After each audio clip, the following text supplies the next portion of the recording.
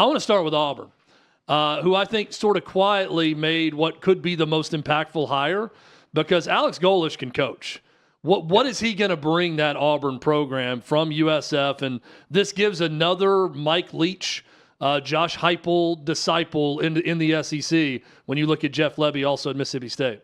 Yeah, I mean, I think he brings energy that was kind of missing in the Hugh Freeze era at Auburn. I think he's going to bring a talented staff with him from USF, and at the same time, an offense that I think could actually work at Auburn and going out, making sure they've got the right quarterback, I think, for the job and Deuce Knight heading into the future. But this is not a guy that golfs. He doesn't fish. He coaches football. And I think that's exactly what Auburn needed. I think that once they pivoted from thinking DJ Durkin might be the guy, and this is after John Summerall took his name out of it. John Summerall, I'm told, while he was interested in the Auburn job and he had conversations, it kind of turned a different direction early last week, and Auburn had to pivot. So I think that what Alex Golesh is going to bring to Auburn is a guy that understands the fundamentals of football and can definitely get things going on the offensive side. And the best part about it is if Auburn can hang on to Durkin as the defensive coordinator moving forward, I think they found themselves a really good coach that's going to be able to come in and win games. I'm not saying they're going to go the college football playoff in year one, but I do think that they're going to get a better return on investment than they got out of Hugh Freeze. So when you say things took a turn for Summerall, is that just because Florida became that we're no longer in the Kiffin mix, so now we're in on John Summerall? Yeah, Florida pretty much turned their attention to John Summerall about a week ago. There was, we reported that Kiffin's reps in Florida had met in Hammond, Louisiana.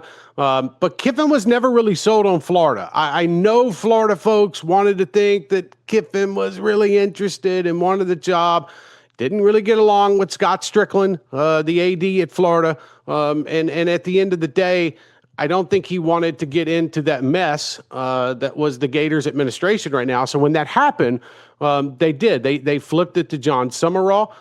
They thought he was the best candidate. So what it did was it pretty much took Auburn out of the picture. And so, they made a pivot themselves. I mean, you guys remember the report from, I guess it was a week ago. I'm getting all my days running into one now, but Arkansas thought they had Golesh. Well, the problem was they didn't have a signed contract and Golesh was still mulling. So what happened during that situation is that Auburn picked up the phone and be like, hey, Alex, we might have a better spot for you here at Auburn than Arkansas. So everything kind of just moved around, and a lot of it had to do with Lane Kiffin, but I'm saying that I think that Auburn ended up with the right coach. I think Florida, even though Florida fans are pissed off to hell right now and the message boards are going crazy and there's Fire Scott Strickland, petitions online at the moment, yes, he did screw up the hire with Lane Kiffin, but who else you gonna get? Like that's just where we're at. You let James Franklin go to Virginia Tech. So I'm just saying, this turned into a colossal bleep up in Gainesville, and Auburn, I think, was the beneficiary of that. Hey, if you like the channel, become a season ticket holder for Hot Mic by clicking the subscribe button below and join the conversation in the comments section. Agree, disagree, we'll join you there in the chat. Now back to Hot Mic. So Michigan State fires Jonathan Smith on a Sunday and hires Pat Fitzgerald the same day. Yeah. Penn State fired James Franklin on October 12th, and we are a day and a half from signing day, and they still do not have a head coach. Trey, what the hell is going on in Happy Valley? Yeah, they've interviewed about 20 different candidates in Happy Valley, and that Bob Kraft has, the AD. They've kept this thing very close to the vest, which credit to them, I guess. But hell, we're sitting here a month later, and they don't have a football coach right now. I think I'll give you a little tidbit here. I think that a coach that is currently in the running for a CFP final spot will end up being the guy in State College. We got to see how this next week plays out. And I'm not really talking about Kalen DeBoer. I know folks want to go crazy with Kalen DeBoer. But this is where it gets kind of interesting because Penn State has had the opportunity, in my opinion, to get somebody signed. But also, there is a lot of these verbal agreements just because you haven't seen anything. I mean, hell, dude, Lane Kiffin verbally agreed to be the LSU coach the same day Keith Carter put out that statement. So, like, LSU knew that they had Kiffin for 9 days. Maybe Penn State's doing something right here that maybe folks are getting a little agitated by, but Kraft has got his guy lined up for when the college football playoff either rankings finally come out or the end happens. So is Penn State trying to get the finances right with USC and Lincoln Riley in order to hire him? Yeah, that was a good setup, Hud. I think Penn State has everything that they need when it comes to finances going forward in the future. And if they decide they want to pull the trigger, maybe that candidate. Well, it's not. So you said someone in the college football playoff field, which is not Lincoln Riley. So Kalani Sitake. I mean, there's odds out there with Vegas that have Kalani Sitake listed first and Josh Heupel second. And there's also a lot of smoke about, which I do not understand why we continue to mention his name, but Marcus Freeman, apparently. Why would Marcus Freeman leave Notre Dame? But I feel like every coaching cycle that comes up, NFL or college, his name gets mentioned. Yeah, wishful thinking on the part of Penn State, in my opinion. That was the buzz about 4 days ago, Chad, that maybe Marcus Freeman was the guy that they were talking to. I think that's kind of died down here. So I think Sitake would be a really good outside-the-box hire for Penn State in this situation. I know what the market say. I know Tennessee fans are kind of, I don't know if they're freaking out. Half of them might want him gone, just judging by, online speculation. But Josh Heupel, there was a flight to State College yesterday, and it's like, guys, Penn State is not going to be hiring Josh Heupel. Now, who knows? Things can happen in 72 hours, but the contact between them, I was told that they reached out, pretty much said no, and everything moved on. So the Penn State thing is going to come in for a landing, I think, over the next 5 to 6 days, and we move forward from there. And it could be because BYU is potentially waiting to see what happens in the Big 12 championship game, if they would get left out or not, and then we go forward. But Penn State, I know folks are a little agitated, probably in Happy Valley, of how things have gone on, but I would say that just trust the AD at this moment. I would think if you've committed to Penn State before signing day, those families are the ones agitated. Like, who's our coach? If we're going to go there, we wanted to go to the school, but that's a crazy part of it. Kentucky in a similar bind now, Trey. They make the decision. I think Mark Stoops made the decision pretty easy. The way they finished the season against Vandy and 41-0 to your rival in Louisville, did complete no-show in that game. So where does Kentucky go from here? Yeah, it's just going to be a Will Stein situation, the Oregon offensive coordinator. The bad part for Kentucky is they missed out on John Summerall last year by not firing Mark Stoops after last season. So now you had to kind of restart this thing. They did this a year late.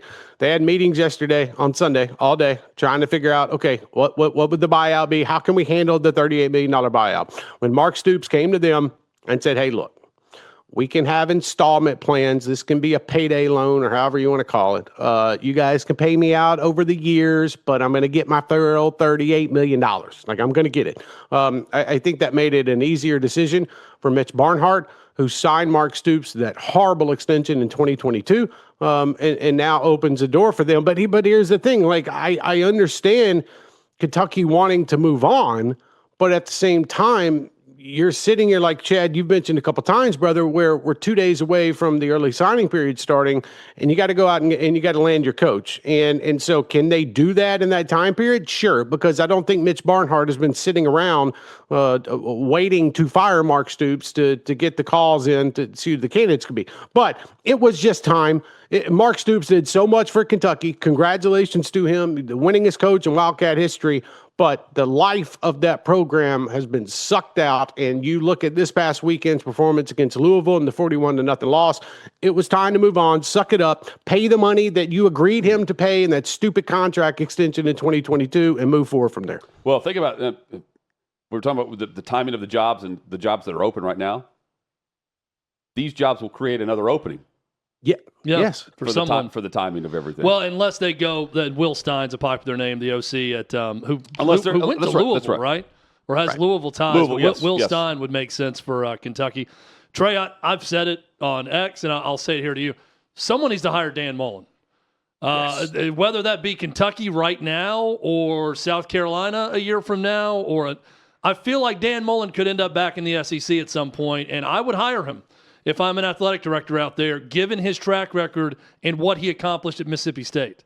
Yeah, there was actually he interviewed with the Arkansas job. I don't know why they would not have tried to hire Dan Mullen, and that could have been a Dan Mullen decision as well. We both know that. But I just think it's a waiting game now. I think he gets back into the conference. I think he deserves to get back in the conference. And I'd love to see Dan Mullen back in the SEC. But it's time. And whether that is this cycle with Kentucky or whether that is next year, if Beamer can't turn things around at South Carolina, I think it's only a matter of time before he is. And I think it would be a smart move because we've seen what he can do. He's won at Mississippi State. I know what happened at Florida, but then he's gone to UNLV, and we see the numbers that he's putting up there and his record right now. It's the logical move, and he deserves it. He knows the landscape, and I think it would be a great hire for somebody to get him back in the conference. So we'll see. Could it be this cycle? I don't know. Kentucky would be very smart, but if you're Dan Mullen, you're probably waiting for at least a bit better of a job to come along than Kentucky. No offense to the Wildcats. Trey, and we've got to be briefer in a minute. We've got a minute left in the segment, but the great coverage with the Kiffin saga.